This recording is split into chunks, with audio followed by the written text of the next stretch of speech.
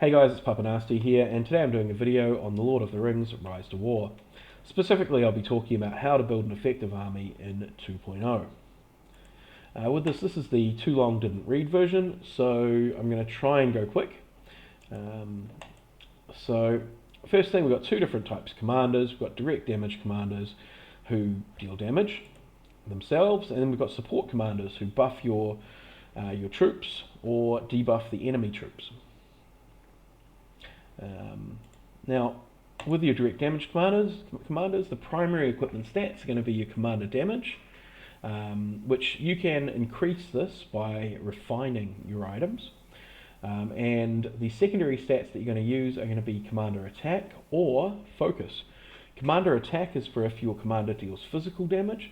Focus is for if they deal elemental damage.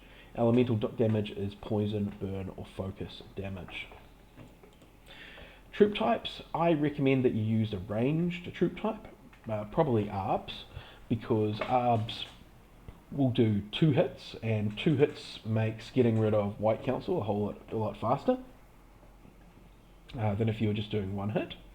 But also as well, if you are using ranged, then when you attack something, they can't, melee troops cannot counterattack you if you are ranged, because you're out of range.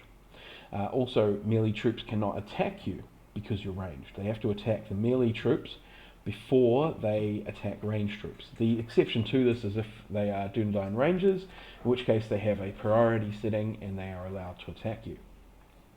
As a result, this means that you will take less damage if your direct damage commander is using ranged troops than what you would if you were using melee troops. Melee troops do have the advantage of being a bit tankier though, so there's a trade-off.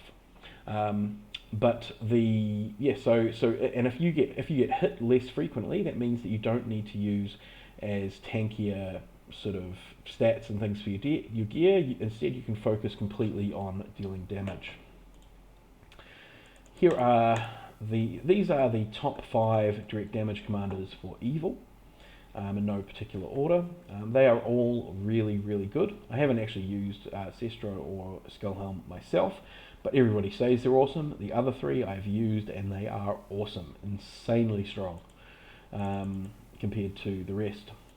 So here we've got this sort of second row here. This is what I would see as the next tier of direct damage commanders, where I would use these. I'm thinking about using these to test them, to maybe not on my main team but on a sweeping team or something. Like if I was free to play, I would definitely be interested in having these. Luckily I have lots of tier 3s though, so lucky me. This bottom row, these are all direct damage commanders, but I would not use them as direct damage commanders because they are not very good for various reasons. Support commanders, primary equipment stats are command. Now, command is a primary stat, just like commander damage is a primary stat. So you can't have command and commander damage. So that's why we sort of differentiate between the support commanders and the DD commanders. You can increase the command on an item by refining it. You can increase the unit attack or unit defense on an item by strengthening it. Unit attack for your damaging troops, unit defense for your defensive troops. Obviously, of course, unit defense is useful for everything though, because everything can be attacked. You can use ranged or melee for support commanders, depending on what works best. Now, the big thing about support commanders is that the base stats are absolutely stacked towards the tier 3 commanders. So these are the top support commanders, and Azrakor. He's special, mainly just for Tactics Evolved.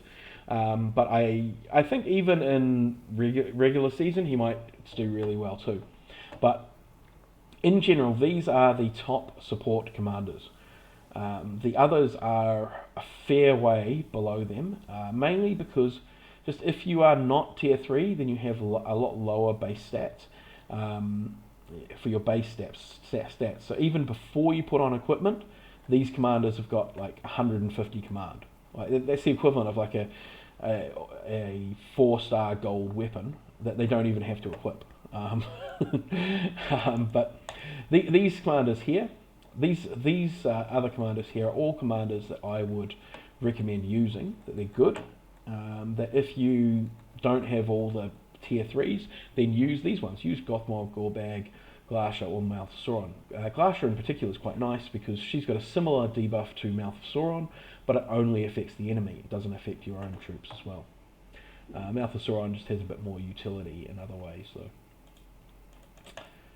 These ones here are also support troops, but I wouldn't really recommend them. They're kind of like, maybe on a sweeping team. That's it.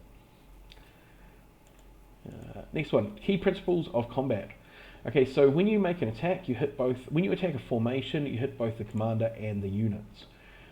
So you're not just damaging one thing, you're damaging two things. This is particularly important for Azra Core, who he procs his R3 ability each time that he inflicts damage. And so in 2.0, that means that every time he attacks anything, any formation, he is going to hit 2 times, not just 1 time. And so that effectively doubles the amount of proc chances that he gets from his R3 ability compared to what he might have had prior to 2.0. And so that is a significant upgrade to his damage. Also, melee units can only attack melee units. Dunedain Rangers or anything with a priority ability is the exception to this. Or of course, if all the melee units are dead, then you can attack anything. Melee units can only counterattack other melee units. So this is, again, sort of just reinforcing that if you have ranged units, ranged units are extremely useful because they are not restricted to only fighting melee. They can fight anything. Ranged units can attack any unit type. Ranged units can counterattack any unit type.